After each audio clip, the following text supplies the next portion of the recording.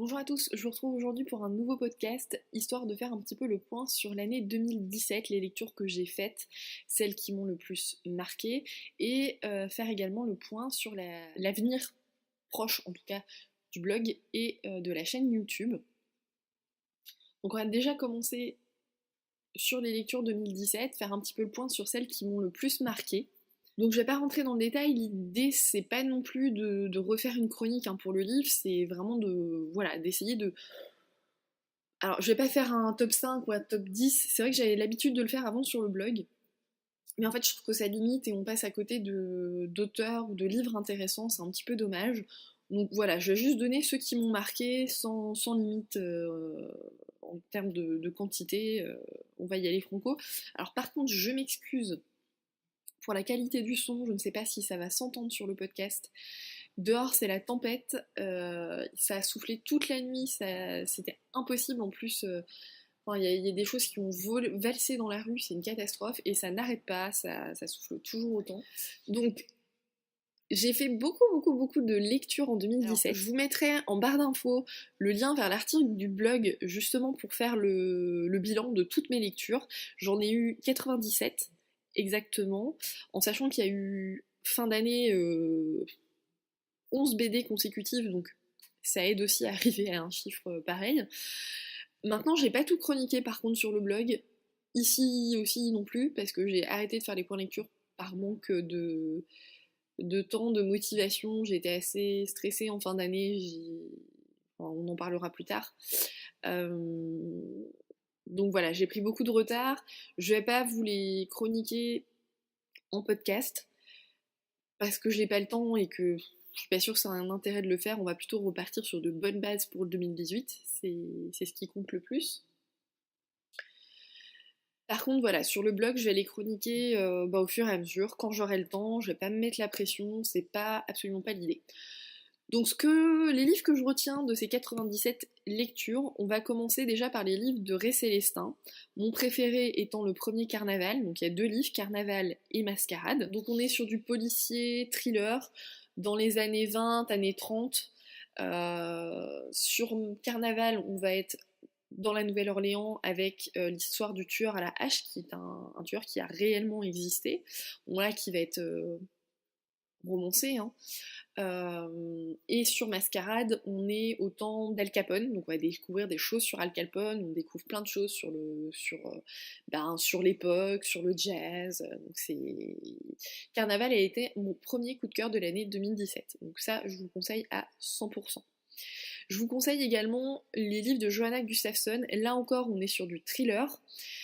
Elle a écrit 2 livres pour le moment, Bloc 46 et Meurt, je ne sais pas comment ça se prononce, où on suit une enquêtrice, Emily Roy, qui travaille pour le FBI, spécialisée dans tout ce qui va être tueur en série, et Alexis Castells, qui est un écrivain qui écrit des livres sur des tueurs en série. La petite spécificité de Johanna Gustafsson, c'est qu'elle va remonter vraiment dans l'histoire assez loin. Par exemple, sur le deuxième livre, Mort, elle remonte jusqu'à l'époque de Jack l'Éventreur pour vraiment nous montrer comment on en arrive à la naissance d'un tueur en série. Et ça, je trouve ça super intéressant parce que au début du livre, on en est à mais comment on en arrive de cette époque-là au présent? C'est quoi le lien entre les deux en fait? Et franchement, quand on a les réponses, particulièrement dans Mort, euh, mais ça retourne le bide. C'est-à-dire qu'à la fin de ce livre-là, quand j'ai eu le fin mot de l'histoire, j'ai fait des retours en arrière pour relire certaines scènes en me disant non mais en fait j'avais pas du tout compris la scène sous le bon angle. Effectivement, quand on relit la scène, ça fait froid dans le dos. Donc Johanna Gustafsson, si vous aimez les thrillers, vraiment, je vous le conseille à 10 000%. On va passer côté bande dessinée. Alors je vous le fais dans l'ordre où ça a été lu, hein. Je fais pas d'ordre spécifique, donc c'est vrai que je vais mélanger un petit peu les genres. Donc là on va sur de la bande dessinée. Donc j'ai découvert Nine de Jean-Michel Darlot et Joanne Pilet, qui nous raconte l'histoire d'une adolescente, je ne sais plus quel âge elle a dans les livres, je crois qu'elle a une douzaine d'années il me semble. Donc en fait elle a été retrouvée abandonnée dans le métro alors qu'elle était bébé, donc elle a été recueillie par 2 personnes qui travaillent dans le métro et quand on la découvre, vers l'âge de 12 ans, elle essaye de découvrir quelles sont ses origines, et du coup on va se retrouver dans un monde totalement décalé, avec un personnage que j'adore qui est le tigre de papier. Les couleurs sont vraiment superbes, les personnages sont super attachants, vraiment je vous le conseille à 10 000%. Moi j'ai hâte de découvrir le troisième tome, s'il y en a un, parce que je ne sais pas s'il va y en avoir un, mais la fin du tome 2 nous laisse quand même très largement penser qu'il va y en avoir un troisième. J'espère, hein, parce que sinon je vais être extrêmement frustrée. Donc voilà pour cette bande dessinée. J'ai également découvert Les Pirates de l'Escrogriffe. Donc pour l'instant j'ai lu le premier tome de Jean-Sébastien Guillermou. On est sur de la fantasy, je dirais peut-être un peu steampunk, avec des pirates, un pirate qui me fait notamment beaucoup penser à Jack Sparrow, qui est un vrai dégonflé en fait. J'ai adoré l'ambiance. Alors c'est quand même assez prévisible en fait dans ce livre, il y a des choses qu'on devine très longtemps à l'avance, mais j'ai tellement aimé l'univers de l'auteur que ça m'a pas dérangé finalement, et du coup j'ai vraiment très envie de découvrir les deux tomes suivants. J'ai également, alors pour ceux qui me suivent sur le blog, vous le savez, j'ai décidé de rattraper mon retard sur les livres de Franck Tillier, et j'ai un sacré retard.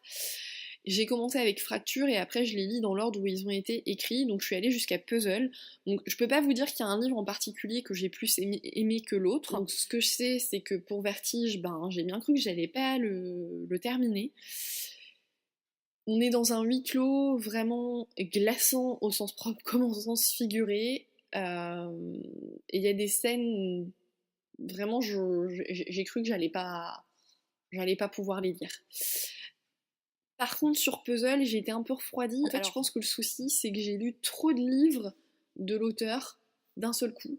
Et je me suis du coup beaucoup trop habituée à sa trame narrative et aux intrigues qu'il va mettre en place, finalement. Et du coup, j'ai vu venir en fait la fin. Et je pense que pour moi, c'est un très bon livre, dans le sens où je pense qu'il y a des scènes qui vraiment peuvent retourner le bide. C'est là encore, comme Vertige, un huis clos. Mais voilà, j'ai pas réussi à rentrer dedans parce que j'ai deviné la fin. Alors, en soi, il n'y a rien qui laisse deviner la fin, hein. Mais j'ai deviné dès le départ. J'ai compris le truc de l'auteur et du coup, j'ai pas réussi à rentrer dedans. C'est pour ça que là, après, une fois que j'ai lu Puzzle, j'ai décidé de faire une petite pause sur ces livres du coup pour pas gâcher les lectures suivantes comme je l'ai fait avec Puzzle.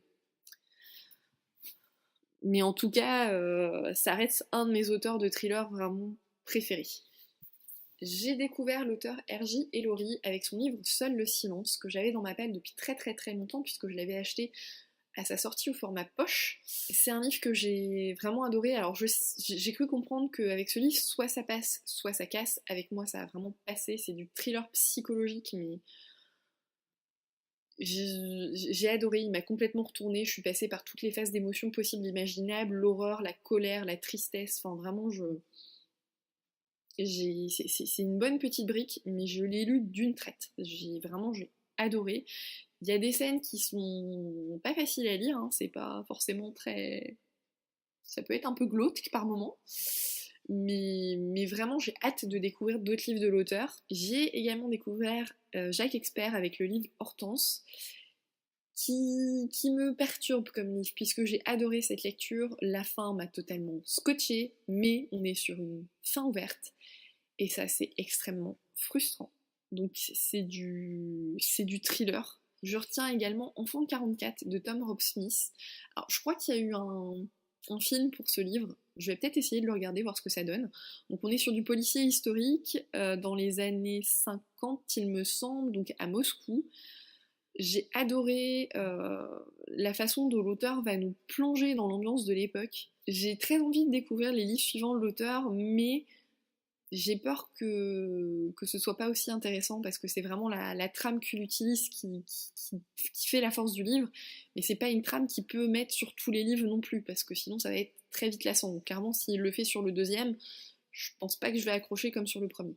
Grâce à la lecture commune organisée par Pauline de la chaîne Patatras, qu'elle a organisée donc pour le Bata Club, j'ai découvert Smog of Germania de Marianne Stern. Donc, il s'agit d'un livre de steampunk que j'ai également adoré. Le steampunk, c'est un sous-genre de la science-fiction que j'ai découvert depuis quelques temps avec l'auteur Mark Oder et que vraiment j'adore. Et j'en lis pas énormément parce que j'ai pas envie de me lasser, mais j'ai vraiment adoré retrouver ce style avec cet auteur.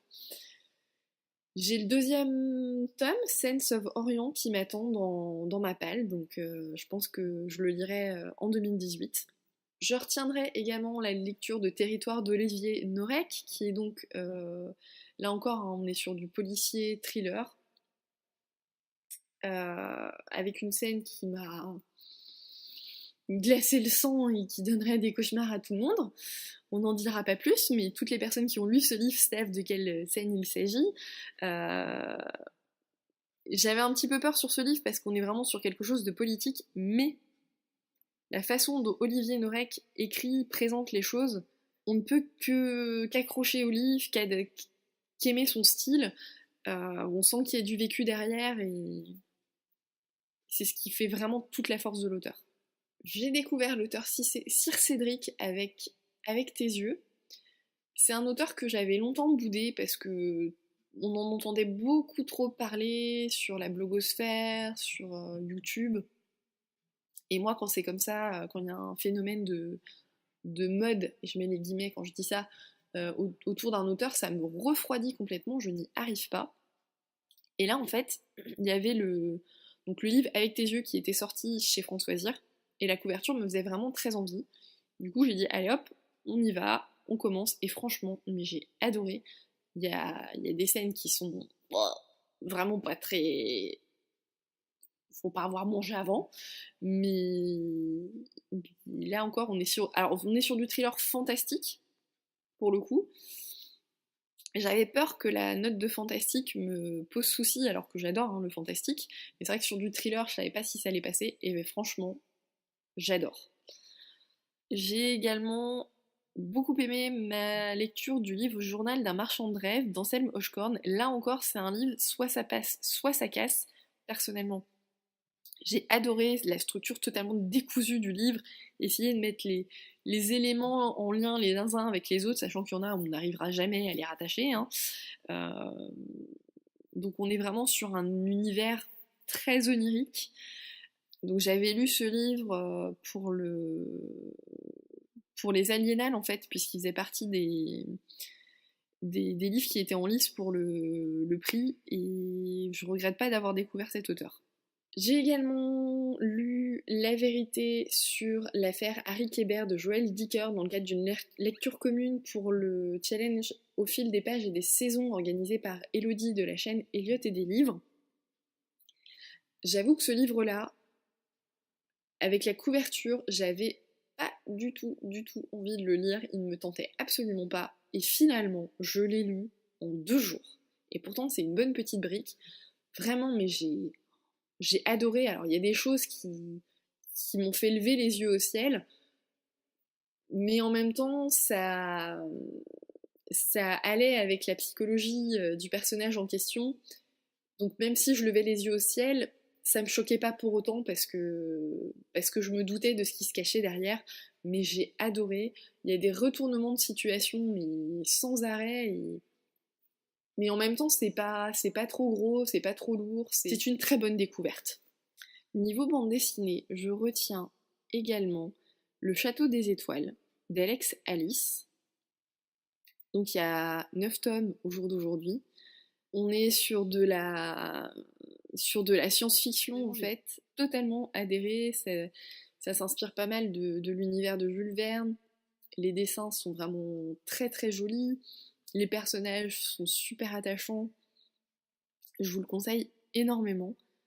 Et enfin, je retiens le thriller Amstramgram de M.J. Arledge, qui offre lui aussi une scène pas très ragoûtante. Bon, c'est la seule, ça dure pas très longtemps, hein, pour le coup, c'est pas le livre glauque à souhait, il y a juste une petite scène en particulier qui est pas très appétissante, mais En tout cas, j'ai beaucoup aimé et je compte bien découvrir la suite là encore, puisqu'il s'agit d'une saga. Donc c'est tout pour ce bilan des lectures qui m'auront marqué en 2017. Donc maintenant, pour envisager 2018, j'aimerais réussir à être un petit peu plus régulière sur le blog. C'est vrai que je l'avais été pendant pas mal de temps, et puis là dernièrement ça a été assez compliqué. L'année 2017 n'a pas été très facile pour moi, surtout à partir du mois de septembre, on va dire, il y a eu des soucis de santé notamment. Que ce soit ma mère, moi également. Bon, finalement, tout est bien qui finit bien. Voilà, il y a eu des examens de fait, il n'y a pas de soucis. Après, donc ça a été source de beaucoup de fatigue, beaucoup de stress. Le stress, il n'y en a plus. Ça, c'est bon, puisque voilà, finalement, tout est bien qui finit bien. Il n'y a pas de choses graves derrière tout ça, donc c'est une très bonne chose. Donc voilà, au moins le stress, il n'y en a plus. Ça, c'est une bonne chose. Toutes mes sources de stress de 2017 sont parties. Je suis bien contente de ça. Donc c'est en grande partie ce qui a expliqué le fait que j'ai été particulièrement absente du blog enfin, c'est même pas en fin d'année, c'est une grosse fin d'année quand même. Donc depuis le mois de septembre en fait. Il y a eu d'autres choses, mais c'est ça c'est les problèmes de santé qui ont fait le plus gros du problème. Donc, je disais, j'aimerais être plus présente. Après, c'est clair que j'ai ma thèse à travailler. Et là, j'ai plus trop le choix. Hein. C'est la dernière année. Il faut que je la soutienne avant le mois d'octobre. Dernier délai. Donc là, il faut que je mette les bouchées doubles.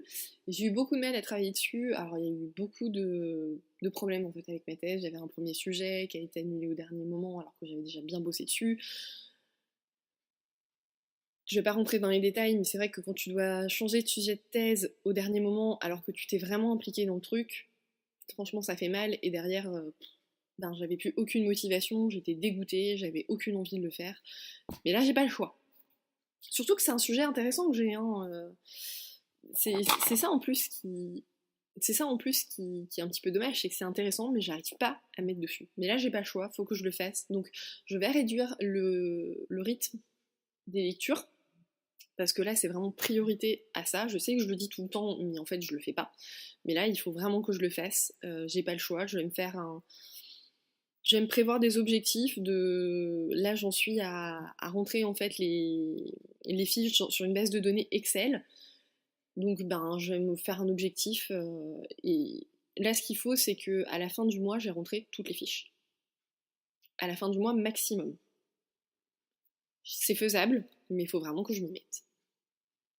Et j'ai dû voir aussi annuler certaines choses. Par exemple, je voulais aller aux Imaginales cette année, j'y suis jamais allée. Finalement, je vais pas y aller. Je me rends compte que ça serait pas sérieux d'y aller. Tant pis, ça sera pour l'année suivante. Là, on se dit que c'est la dernière année pourrie, et après j'en ai enfin fini avec tout ça. Mais c'est vrai que il y a certains articles, j'ai pas le temps de les faire, notamment. Alors les chroniques, je vais vraiment essayer de les faire au fur et à mesure de mes lectures. Je vais tenir à jour parce que je m'étais acheté un carnet de lecture que j'avais arrêté de mettre à jour. Et en plus, finalement, je notais mes lectures, mais je mettais pas ce que je pensais. Donc là, je vais vraiment essayer de le mettre à jour, de le tenir au fur et à mesure, de façon à ce que quand je fais la chronique, j'ai pas à réfléchir 107 ans sur ce que je veux écrire. Par contre, pour certains articles, comme je faisais le book jar en début de mois pour faire un petit peu le point sur la palle que je prévois pour le mois, tout ce qui va être les articles sur les acquisitions, donc sur le blog c'était des articles in my mailbox. Bon, sur YouTube on n'est plus sur des book hauls, problème de terminologie mais ça revient au même. Je pense que pour le coup c'était des articles que je vais plutôt faire en podcast plutôt que de façon écrite. Je me dis que je vais peut-être perdre moins de temps, je suis pas sûre, on verra, faut que j'essaye pour me rendre compte. Après clairement, si je me rends compte que dans un cas comme dans l'autre, j'ai pas le temps de les faire, eh ben c'est tout, j'aurai pas le temps de les faire, ça sera pourri cette année, mais c'est pas grave, on fera comme ça. Mais en tout cas, ce que je tiens vraiment à faire, c'est les chroniques au fur et à mesure. Ça, c'est super important. Et pour les points lecture, du coup, que je fais en podcast, c'est pareil, en fait, je vais pas tout faire d'un coup quand j'aurai un certain nombre de livres lus. Donc, avant, je les faisais toutes les 2 semaines. Ce que je vais faire, c'est que je vais faire un point lecture qui me servira un petit peu de bilan du mois, finalement, pour le blog. Et je vais faire la chronique dans la foulée de la lecture. Donc je vais mettre les podcasts bout à bout finalement quand je vous ferai le point lecture. Au moins comme ça je sais que ce sera fait et ça me prendra beaucoup moins de temps du coup parce que la lecture sera vraiment fraîche dans ma tête et ça va pas me prendre, ça va me prendre maximum 5 minutes pour le faire à la fin de chaque lecture. Donc vu que je lis pas non plus des tonnes de livres au mois, franchement ça je sais que pour les points lecture c'est faisable. Après pour les autres type d'articles et podcasts, on verra. L'avenir me le dira. Mais clairement, ma priorité, c'est la thèse. D'ailleurs, pour ce qui est des podcasts, j'ai acheté un micro sur Amazon. J'hésitais à le faire au début parce que je me dis, bon voilà, c'est pas non plus comme si j'en faisais tous les 4 matins. Mais c'est vrai que je trouve que la qualité du son est vraiment pas terrible, ça résonne, j'aime pas trop. Donc j'en ai trouvé un pas très cher sur Amazon et il a de super bons avis. Donc j'ai acheté, on va voir si ça fonctionne ou pas. Si ça fonctionne pas, bah tant pis, au moins j'aurai essayé. Après, voilà, c'est pas non plus ma priorité. Alors, autre point de détail, concernant les lectures. Alors oui, c'est complètement décousu aujourd'hui, hein. Je pars vraiment dans tous les sens. C'est le début de l'année, c'est le temps de se remettre dans l'ambiance. Donc côté lecture, je pense que je vais arrêter un petit peu de faire tous les challenges qui m'intéressent.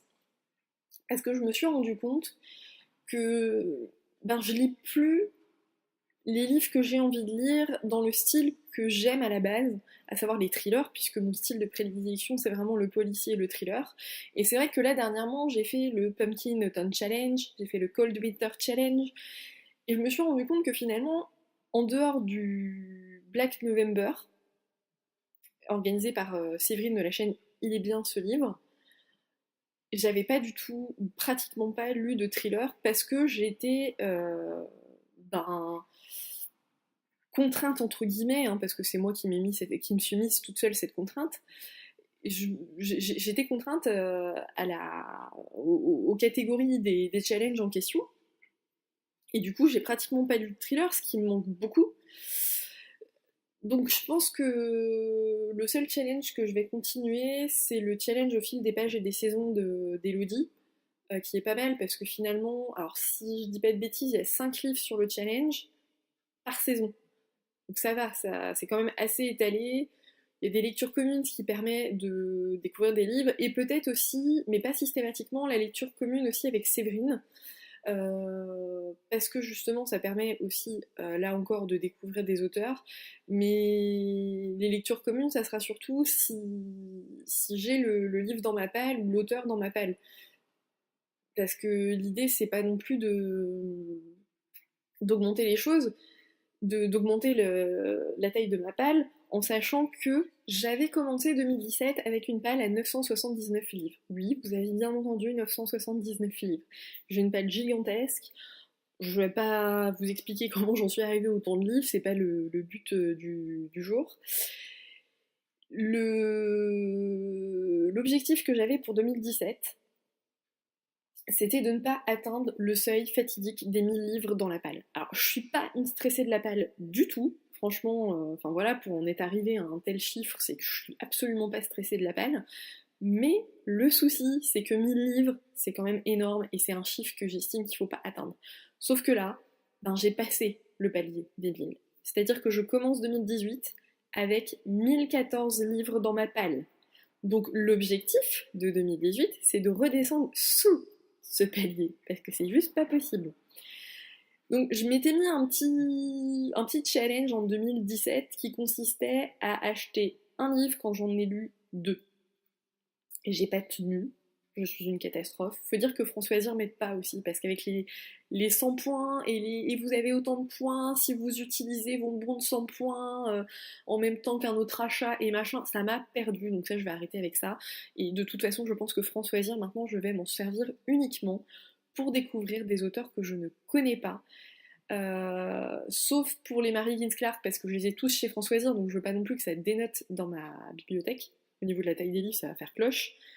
Et les Jussi Adler Olsen aussi, que j'ai, en dehors du premier que j'ai chez, je crois que c'est Albin Michel. Je crois que c'est Albin Michel. En dehors de celui-ci, je les ai tous aussi chez Françoisir, donc voilà, je veux pas que ça fasse bête dans ma bibliothèque. Mais en dehors de cela, ça sera uniquement pour découvrir de nouveaux auteurs et rien d'autre. Comme ça me perdra beaucoup moins. Voilà.